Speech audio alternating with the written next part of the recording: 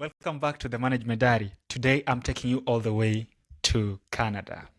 When we say Canada, we have probably considered it at one point as a scholarship applicant, and today I'm taking you to the McGill University.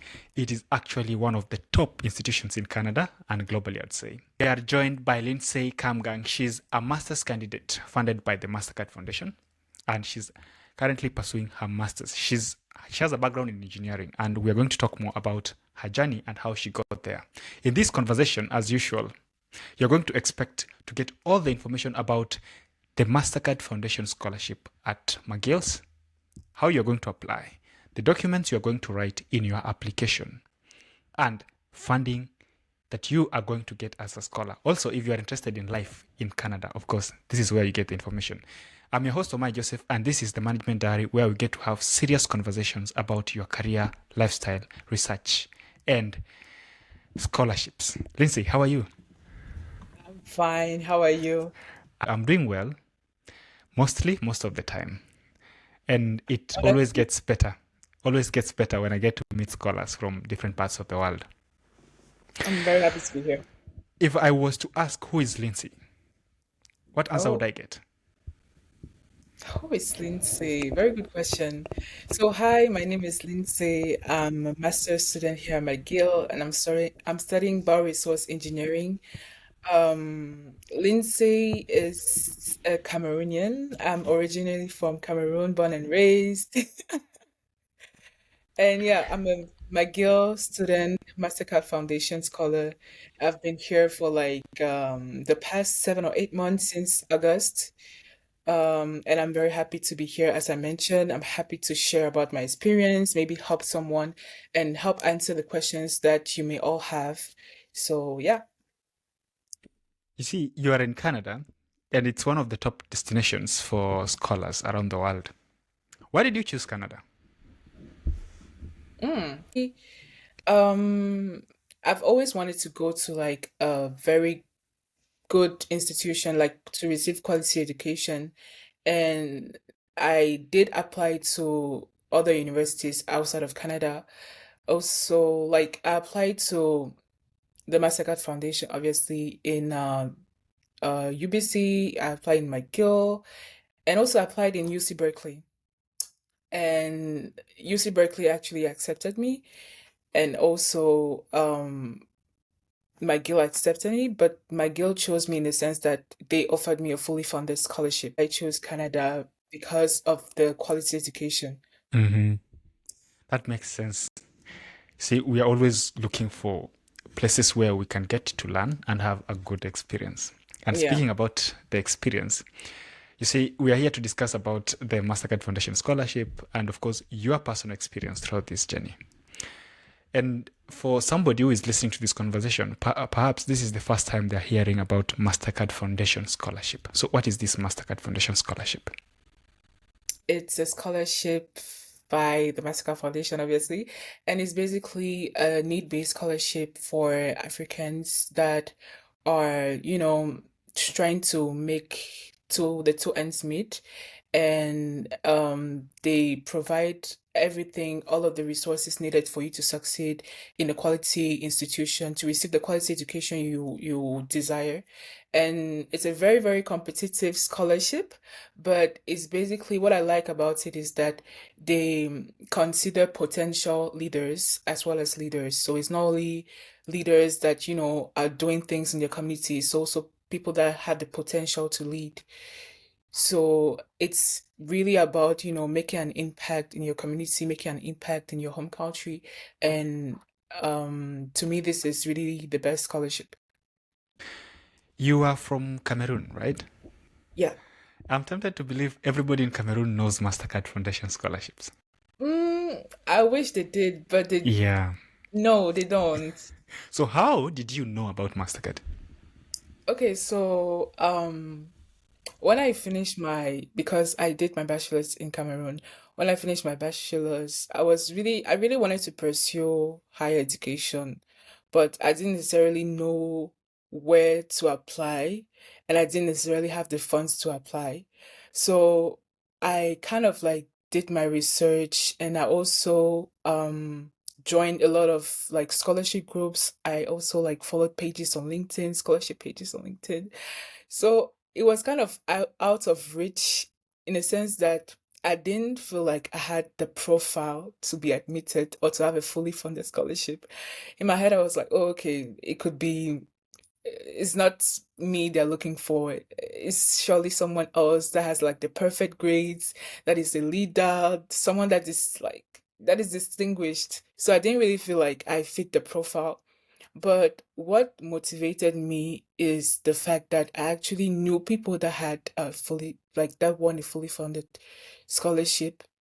I came to know of a few people and I was like, I'm not losing anything. Let me just apply and see. And during that period, I remember I used to see a lot of other scholarships, Erasmus Mundus, MasterCard, and in my head I'm like, where will I stand a chance to get the scholarship?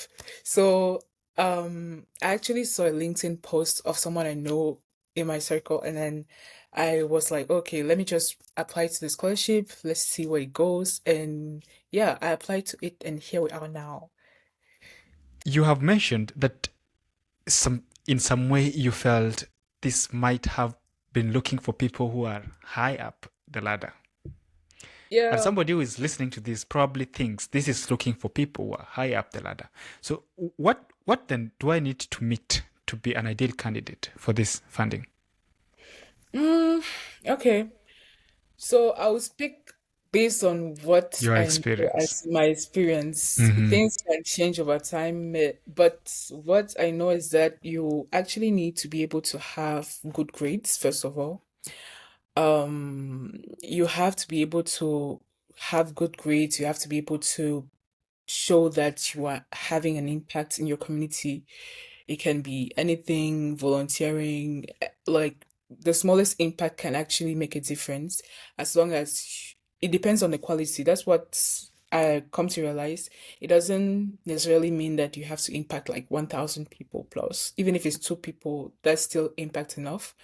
And yes, just to be able to sell yourself in a way, like show that, okay, you are the perfect candidate. I feel like despite the fact that I did not necessarily fit, like tick all of the boxes, the way that I presented myself, the way that I talked about what I'm passionate about, what I want to achieve, where I see myself, it actually helped balance everything out. So what do you need? You need first, you need good, relatively good grades at least. I believe you can go to the website and just see the GPA. In my time, it was 3.0 GPA on 4. So you need recommendation letters, two recommendation letters. You also need to have like, yeah, they'll ask you like a set of questions, essay-based questions where you need to answer it and talk about like your experience, what you have been doing, what you're passionate about, where you see yourself in the future, different set of questions that, will make them have an idea of what your profile looks like. I noticed you graduated in 2022. Yes, What month was this? in December. Mm. So you earned your bachelor's in December of 2022. Between 2022 and the time you started your master's, that is 2024. Were you Hmm. working?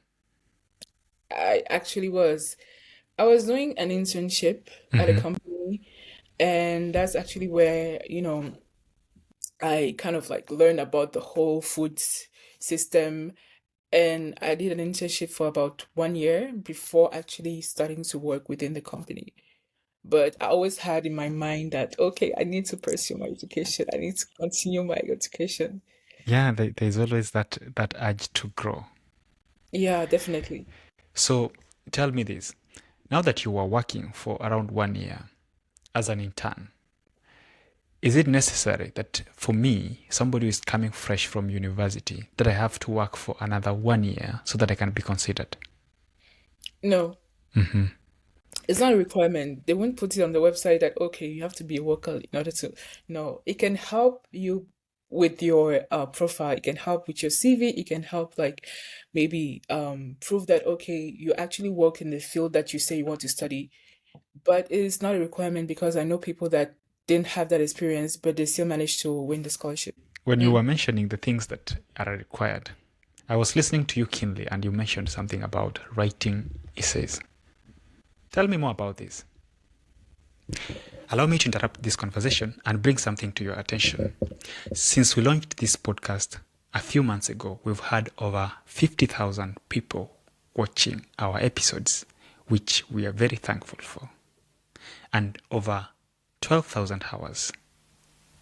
However, we are currently trying to build our audience so that we can get the leverage to invite more guests to our podcast and we can continue bringing more insights. As you can see in one of these slides, and I bet that's here, at least 80.7% of the people watching our podcasts are not subscribers to this channel. And what we are currently focusing on is building our audience. So I'm requesting that if you may like to support us, if you like what we are sharing, you support our channel by clicking that subscribe button so that we can grow. Our promise is to continue bringing you strong guests with more insights so that we can bring these conversations where you are.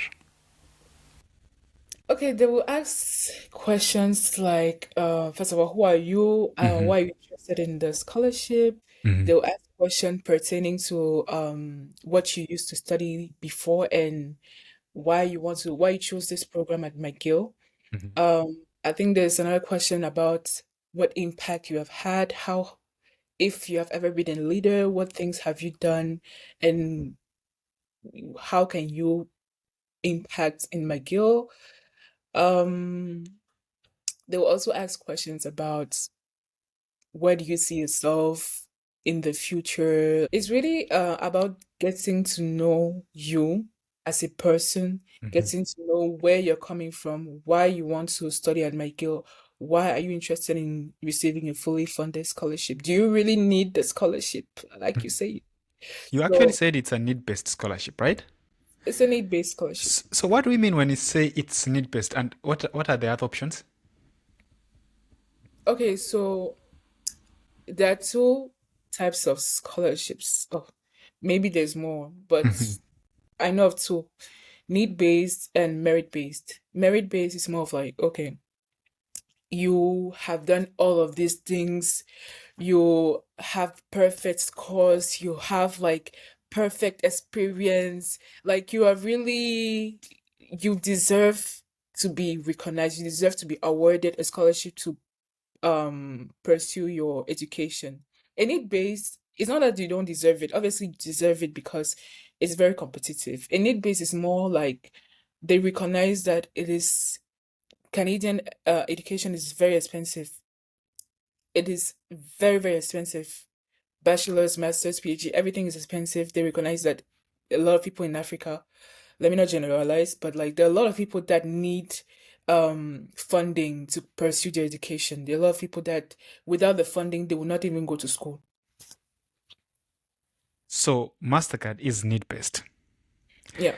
Now, looking into the three things you mentioned that they want in the essay, they probably want to talk about your background. They want to talk about the impact you have made in your background and maybe your current state and the future plans, right? How Hmm. do I bring all these into my essays? Now, based on your own experience and how you went about writing this, could you try to give me some practical ways? Okay. I think I understand what you mean. It's like there are a lot of people that have actually have like they have a lot of experience. They know like they have so many they have done so many things, but they don't necessarily know how to like put it in a concise, structured sentence. And I would say definitely that is what matters the most because you could have impacted 100 people, 10,000 people. But if you don't know how to communicate it to sell yourself, they will not buy into, like, they will not want to, like, invest in you because funding is like an investment, right? So let me just give an example. Let's say, okay, I was the president of the student association, and I just write, okay, I was the president of the school student association. I was the secretary at the UN, whatever. but it hasn't, how does it impact anyone? What has it done to like other people's lives? You have to be able to communicate that, okay, I was the president of this association, I organized this type of events.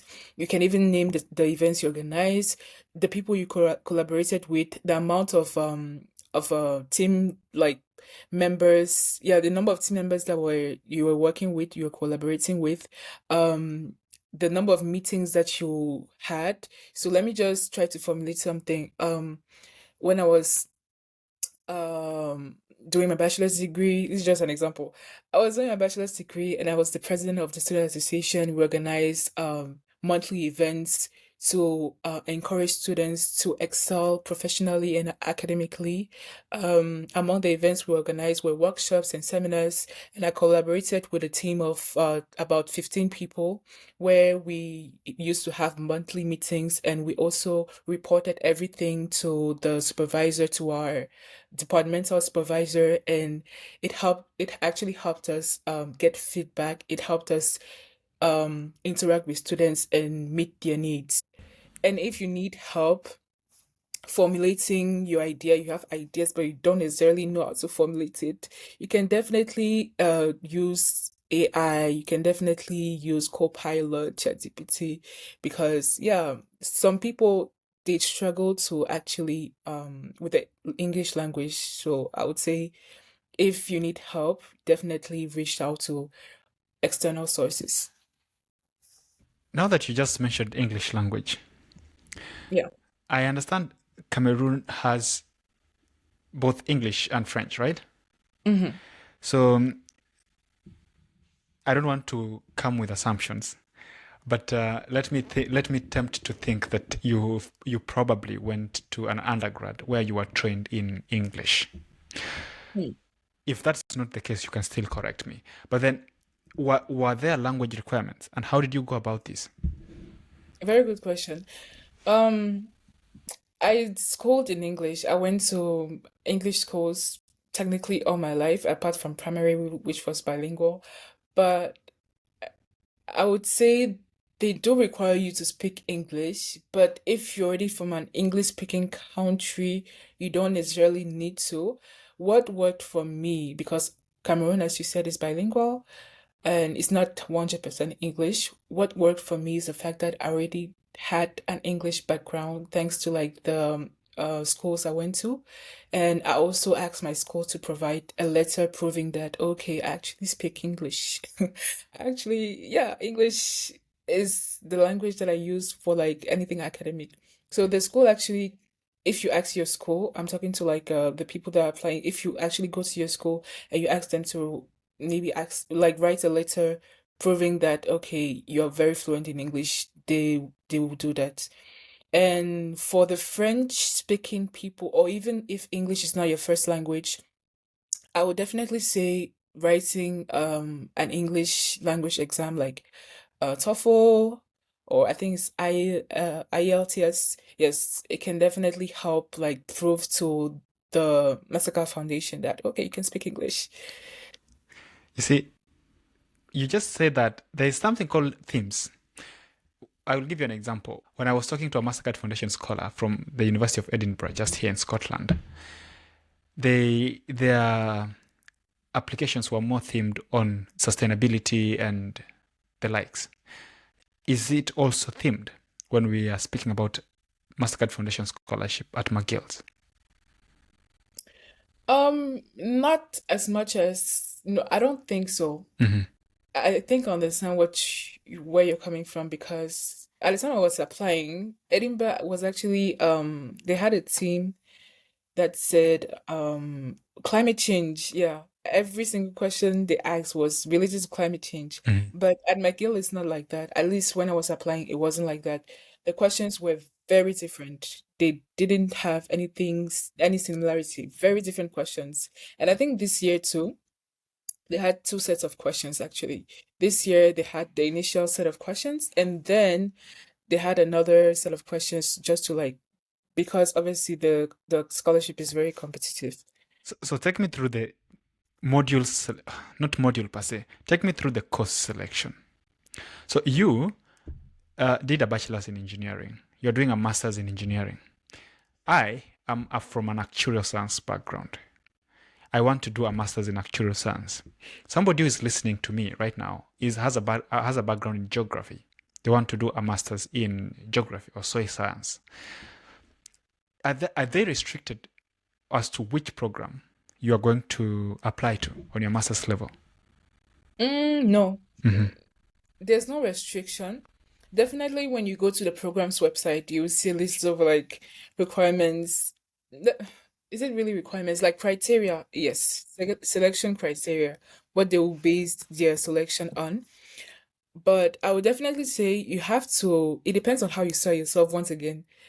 If you want to like switch, because I know people that, they used to do something completely different, they now come and then they switch. You have to show them why you decided to switch. I think there's even a question like that. Anyway, you have to show them why you decided to switch and be able to like say yourself, okay, this is what I did in my undergrad, this is what I want to do now. But it's not just out of like thin air. This is what I've been doing in the meantime. Me, for example, I did engineering, yes, but it was more of like chemical engineering. What I'm doing now is bioresource engineering, and I'm specializing in integrated food and bioresources. So I did have experience in the food industry, as I mentioned previously, and that is what I use to like build my story. That is what I use as proof to show that, okay, yes, I did chemical engineering, but this is what I'm passionate about now. This is where I see myself in the future. So it depends on how you're able to like, yeah, show them that, okay, maybe you decided to take certifications, you decided to have experience in that field, you did something that, it's valuable enough for you to include it inside your application. You provided references also. Yeah. How many are these? So reference. How did you go Okay. about choosing them? Okay. I was just going to mention that for UC Berkeley it was three, but for McGill they only required two. For the references, I provided one professional and one academic. I would definitely give as advice for anyone that wants to apply is you have to go towards people that know you, like people that one you're close with and people that know you. Like you don't want to go to someone, let's say the president of your university, just because it's the president of your university. You like it doesn't work that way. They prefer people that can testify to what you have done, like who you are as a person and the potential that you have. So yeah, as I said, I used to work in a company, so I provided one professional reference, and also in my school, I actually approached the vice president, and then he was very open about it. He was a very chill, relaxed person, and he was very happy to actually provide a recommendation for me. So yeah. You have been explaining all this, and I'm like, am I applying to McGill's or am I applying to MasterCard? Very good question. So in November, let me just take you through it. In November, December, that's when the MasterCard Foundation actually opened, and you have to apply to MasterCard first. If you do want to benefit from the scholarship, you have to apply to MasterCard first through, the series of questions. And then in January, if you proceed to the next stage, they will actually fund your application fee to McGill. So you have to wait for them to like, give you the okay to apply to McGill. And then McGill's process is different from MasterCard. It's nothing related. They have their own not set of questions. It's not really set of questions. It's more of like personal statement. Yeah, CV, personal statement, and references. So when you apply to McGill now, they have to accept you. You have to be accepted inside the university before being considered for the scholarship. So if I get you correctly, the first thing is apply to MasterCard. Mm-hmm. Then MasterCard is going to give you something like a shortlist. So they're going to put you on a shortlist or a pre-selection. Then you're going to use this pre-selection to apply to McGill's. Once you have an offer from McGill's, then you can come back to MasterCard and tell them, I've been awarded this opportunity. Now you can proceed, right? Yeah, they know. They know you have been admitted. No, S- now it's based on that they would decide which one, like who deserves, like who will be awarded the scholarship. So there's no guarantee. It's not because you got accepted to McGill that you get the scholarship. There's no guarantee. So then, during this application process, does it mean I will have to attend an interview at any stage for both cases? Okay, it depends on the program because my program, we didn't have an interview. My program, we really did not have an interview, but I know of people that had to go through an interview. So it really depends on the program. What is this interview like? Um, okay, for let me speak for example, the food safety students. Hmm. They ask questions because obviously, yeah, you have to be able to prove that you know microbiology, you know everything, food safety. You have to be able to prove that you know it. So they'll ask question based on like your previous experience, your knowledge, why you want to like, join very basic questions. Just be confident in the interview and like speak based or be truthful, be honest, like speak based on your experiences. When you first started the application, through the whole process until when you last received this news that you are now a scholar, how did it go? Oh. It was a very smooth process for me. Everyone has their own experience, but for me, it was a very smooth process in the sense that when you're already admitted inside the scholarship, they do everything for you to have the easiest like process ever. They won't like you're not thrown inside the into the wolf's cage without any help. They actually guide you and help you and provide you with resources. And if you have any questions, obviously you can go towards the program advisors of the scholarship, and they're actually here to accompany you. So for me, when I received the scholarship, it was a very exciting moment, very emotional, very happy. And then I actually had to like, start doing my passport, start with all of the administrating stuff, like go to because yeah, I had to travel between towns and do the medical exams, the biometric, like every single thing immigration related. And as I said, the process did not really take that much time. I believe I got my visa response like 1 month before traveling. Yeah. So we'll actually come to the visa part because this is it's usually a very serious part of the conversation because I know the visa it determines a lot of things and how you're going to operate. Now, which month is this when you received your final confirmation? The ending of March, Hmm. I received it like the 28th or the 29th. 29th, 28th, 29th March. What were you doing at that time? I was working. Just take me through this day. Now you are seated at your desk, you are typing, you are refreshing your email every 5 seconds, is it? No, actually, Uh-huh. I did not expect it to receive it that day, Hmm. but I don't know. I was just checking my email, my phone actually, and I received it, but I could not shout. I was at work. I couldn't even celebrate. It's when I got back home that I was so excited. I called my family, I called my mom, I called everyone. I was like, "Yeah, I got this scholarship." Actually, who was the first person to know? My mom. Hmm. Yeah, definitely, definitely my mom. Yeah, It, it must be was nice. It must be it was nice to be very a mom. yeah, very emotional. You see, these are the people who have seen you walk through this process. They have seen you grow through your dreams. They have seen you like make this the first application. You're like, I want to go to McGill's. Now here is now the final positive news. It says she is going to McGill's. And Yeah. in this final confirmation, you usually receive actually from my experience, you receive a long letter telling you this is what we give you, this is what we expect from you. Now tell me about that. What were these guys saying? So you have received a fully funded scholarship, right?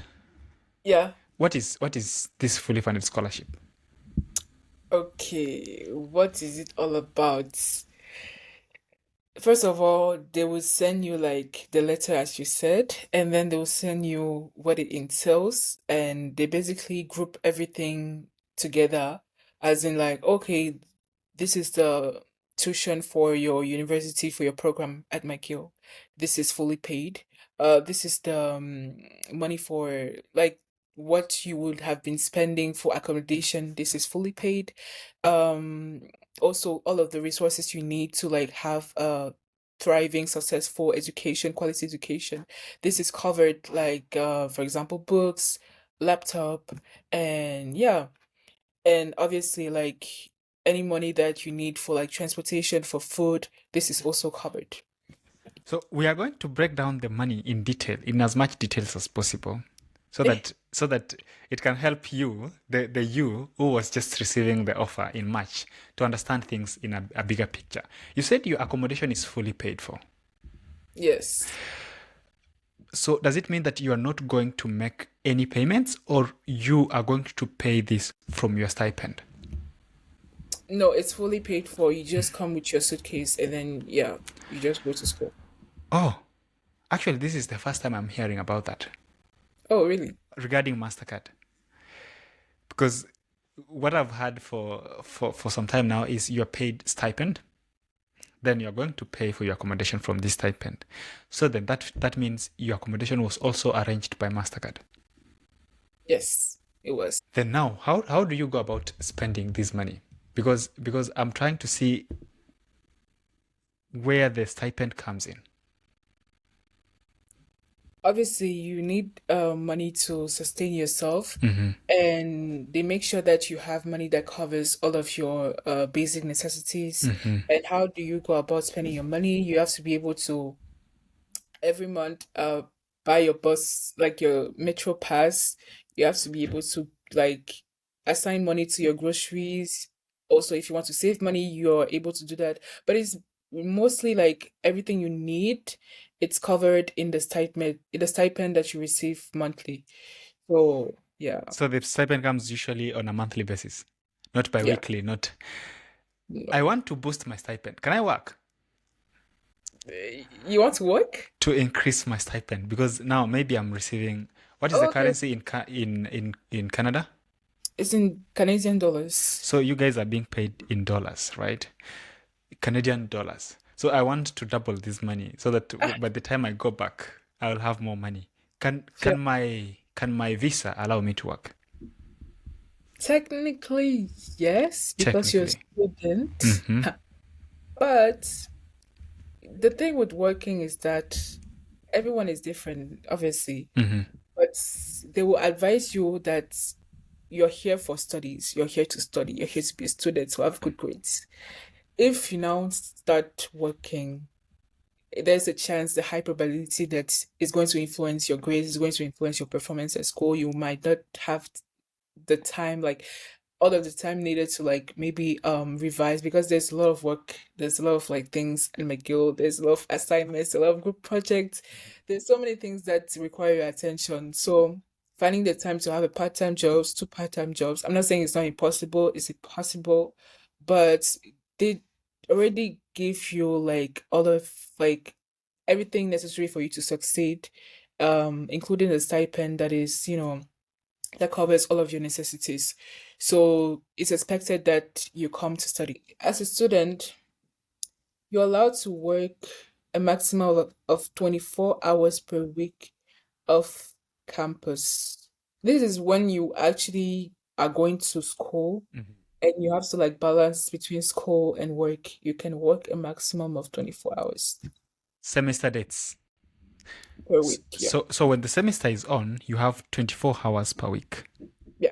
But you advised this is probably gonna be a toll on you. It's gonna take a toll on you because it is not an easy thing. Market is hard though.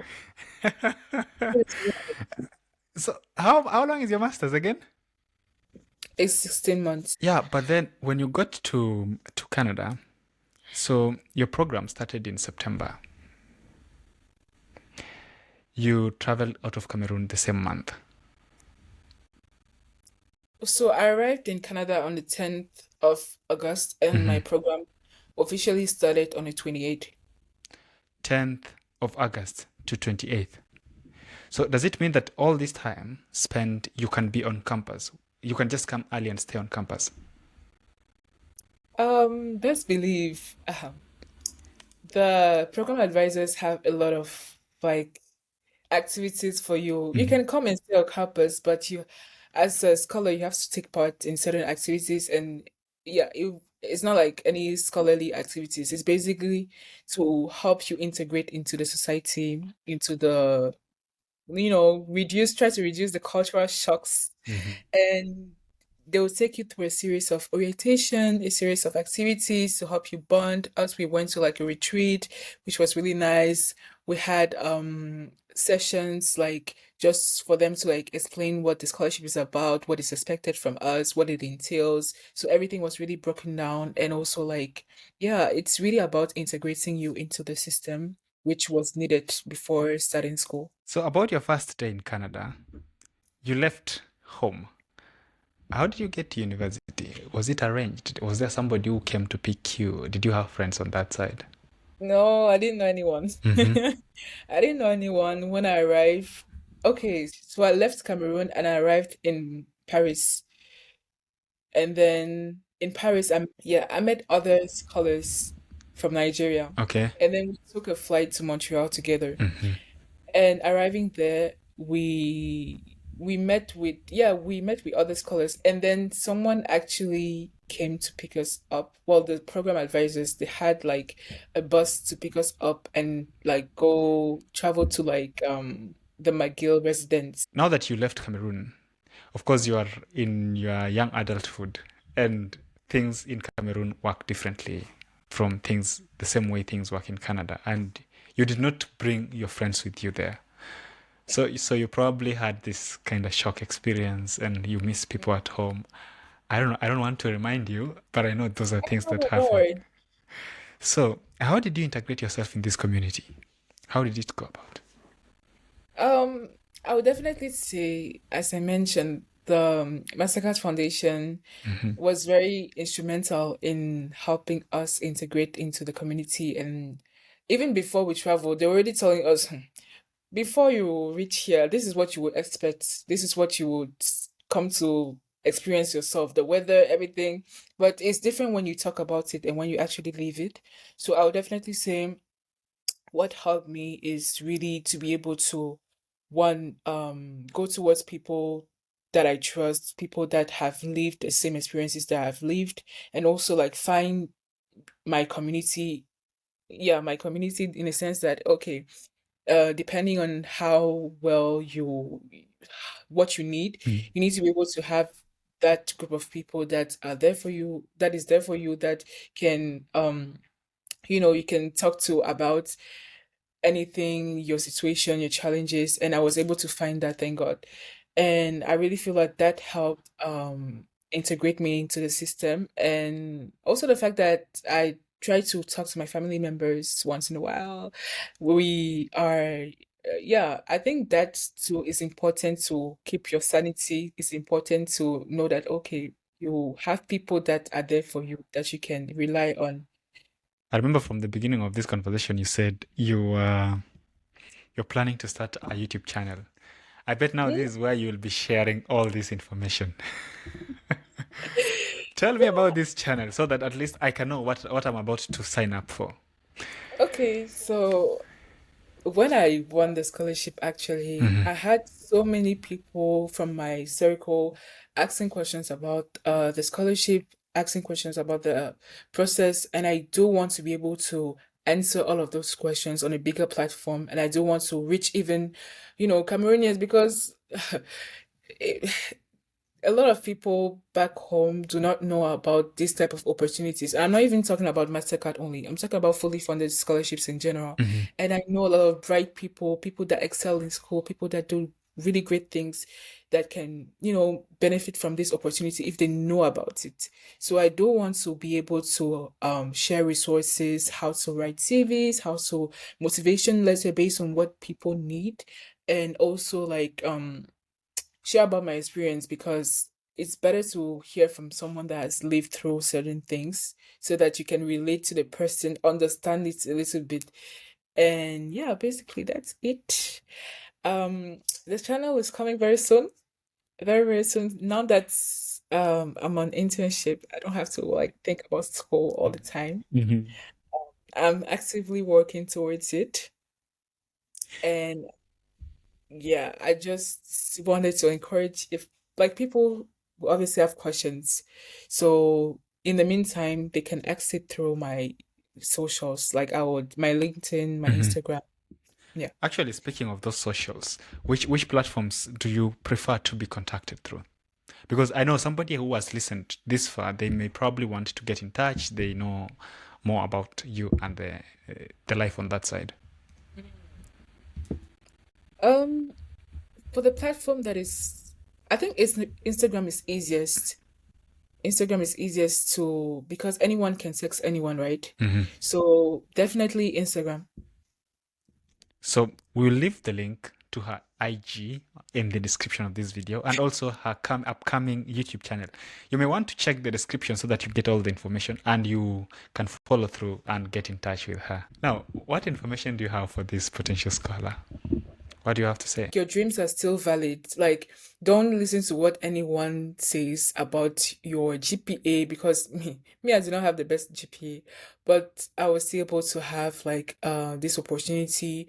And even if you didn't go to school for a really long time, you still have the opportunity to apply for it. Believe that you are worth investing in. Believe that you can it's not something that other people can get. You too can get something like that as well. So I wish you all the best. I wish you success. If you're applying to McGill, I want to be able to meet you someday in the future. And yeah, your dreams are valid. So that was Lindsay Kamgang, and this is the Management Diary. I'm your host, Omar Joseph, and until we meet again in the next episode, bye bye. Bye.